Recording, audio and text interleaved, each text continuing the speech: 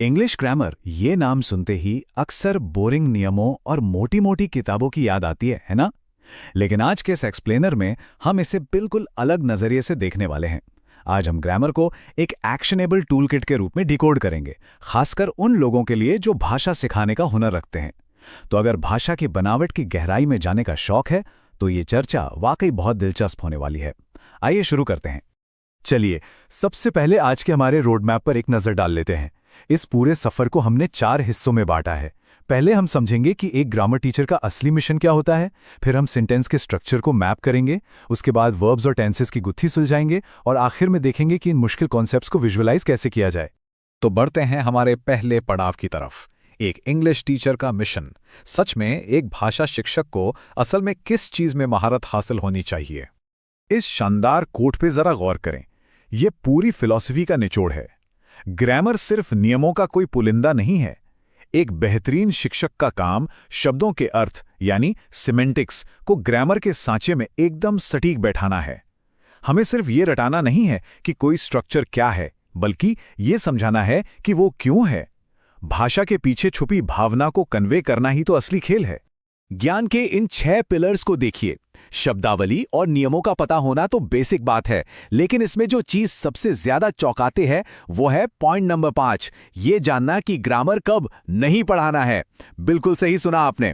कभी कभी ग्रामर के भारी भरकम नियमों में उलझने से बेहतर है सिर्फ बेझिझक कम्युनिकेशन पर फोकस करना। और हाँ, किस लेवल के स्टूडेंट्स को ग्रामर का कितना डोज देना है ये समझना अपने आप में एक कला है। खैर, फिलॉसफी से आगे बढ़ते हैं और इंग्लिश सेंटेंस के एक्चुअल मैकेनिक्स पर आते हैं। चलिए एक सिंपल सेंटेंस को मैप करके देखते हैं। ये ट्री डायग्राम कितने शानदार तरीके से वाक्य की वास्तुकला को दिखाता है। दुनिया का कोई भी सरल वाक्य हो, वो बुनियादी तौर पे 2 ही शाखाओं में बनता है। एक तरफ है सब्जेक्ट यानी काम करने वाला, जैसे यहाँ मैरी है, और दूसरी तरफ है प्रेडिकेट यानी वो पूरा हिस्सा जो बता रहा है कि आखिर काम हो क्या रहा है। ये एक तरह से सेंटेंस का ब्लूप्रिंट है। अब इस प्रेडिकेट के बिल्कुल सेंटर में क्या होता है? एक फाइनाइट वर्ब। आसान शब्दों में कहें तो ये वो वर्ब है जो टाइम ट्रैवल कर सकती है। जी हां, ये समय या काल के हिसाब से अपना रूप बदल लेती है, जैसे मेक का मेड हो जाना। यही वो एंकर है जो पूरे वाक्य को एक टाइमलाइन पर फिक्स कर देता है। जैसे जैसे हम वाक्य में लेस जोड़ते हैं, चीजें और दिलचस्प हो जाती हैं। इस डायग्राम में देखिए कैसे कैन का इस्तेमाल एक मॉडल ऑक्सिलरी की तरह हुआ है और उसके ठीक पीछे पाउंड्स लगा है, जो कि एक बेयर इन्फिनिटिव है, यानी बिना टू वाला फॉर्म। ऐसे डायग्राम्स सच में किसी भी उलझे हुए वाक्य को शीशे की तरह साफ कर देते हैं। अब वर्ब्स की बात चली है तो इस बड़े अंतर को समझना बहुत जरूरी है। ट्रांजिटिव वर्ब्स वो होते हैं जिन्हें अपना अर्थ पूरा करने के लिए किसी ऑब्जेक्ट की जरूरत होती है। आप हवा में सिर्फ आई हैव कहकर बात खत्म नहीं कर सकते, बताना पड़ेगा कि क्या है। वही इंट्रांजिटिव वर्ब्स बड़े इंडिपेंडेंट होते हैं, जैसे आई कॉफ्ड। इन्हें ऑब्जेक्ट नहीं चाहिए। लेकिन सिंग जैसे कुछ वर्ब्स तो गिरगिट की तरह होते हैं, जो सिचुएशन के हिसाब से दोनों तरह से काम कर सकते हैं। ये वाला स्लाइड सच में कमाल का है। देखिए कैसे एक आईएनजी फॉर्म वाला शब्द चुपचाप नाउन यानी संज्ञा की कुर्सी पर बैठ गया है। यहां स्मोकिंग एक जेरेंड है और इसने वाक्य के सबसे पावरफुल स्पॉट यानी सब्जेक्ट की जगह ले ली है। अक्सर ये चीज बहुत कंफ्यूज करती है, लेकिन इसे एक नाउन की तरह ट्रीट करें तो सब कुछ एकदम लॉजिकल लगने लगता है। वाक्यों के स्ट्रक्चर से निकलकर अब हम इंग्लिश के असली डायनामिक इंजन की तरफ चलते हैं, यानी समय और काल। चलिए वर्ब्स और टेंसेस के रहस्य को थोड़ा डिकोड करते हैं। ग्रामर को कभी भी अलग थलग सूखे वाक्यों में नहीं समझना चाहिए। फोटोग्राफर सू की इस छोटी सी कहानी को ही ले लीजिए। इसमें प्रेजेंट सिंपल टेक्स और प्रेजेंट कॉन्टिन्यूअस इज टेकिंग का ऐसा नेचुरल मिक्स है कि रटने की जरूरत ही नहीं पड़ती। जब हम इसे कॉन्टेक्स्ट में देखते हैं तो भाषा को सही मायनों में महसूस कर पाते हैं। ये पॉइंट तो लिटरली एक गेम चेंजर है। टेंस और टाइम, क्या ये दोनों हमेशा एक ही होते हैं? बिल्कुल नहीं। ग्रामर असल में अर्थ की बहुत ज्यादा परवाह नहीं करता। इस उदाहरण को देखिए, our coach leaves at 9 tomorrow. Grammar के हिसाब से ये प्रेजेंट सिंपल टेंस है, लेकिन इसका असली मतलब पूरी तरह से फ्यूचर टाइम का है। ये अंतर समझना किसी भी शिक्षक के लिए एब्सोल्युटली क्रूशियल है। तो बात घूम फिर के इस पर आती है कि हम इन पहलुओं यानी एस्पेक्ट्स को कैसे देखते हैं, चाहे वो प्रेजेंट हो, पास्ट हो या फ्यूचर। कंटिन्यूअस एस्पेक्ट हमेशा ये बताता है कि कोई घटना अधूरी है या अभी चल रही है।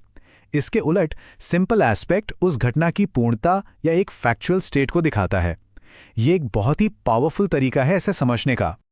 और जब पास्ट कंटिन्यूअस और पास्ट सिंपल में फर्क समझाना हो तो टाइटैनिक के डूबने जैसी ड्रामेटिक और रियल कहानी से बेहतर क्या हो सकता है। एक काम बैकग्राउंड में चल रहा था, पास्ट कंटिन्यूअस, और अचानक दूसरे काम ने उसे बीच में रोक दिया, पास्ट सिंपल। ऐसे कॉन्टेक्स्ट से ग्रामर सीधे दिमाग में रजिस्टर हो जाती है। अब आते हैं हमारे आखिरी लेकिन सबसे प्रैक्टिकल सेक्शन पर, टीचिंग नोट्स।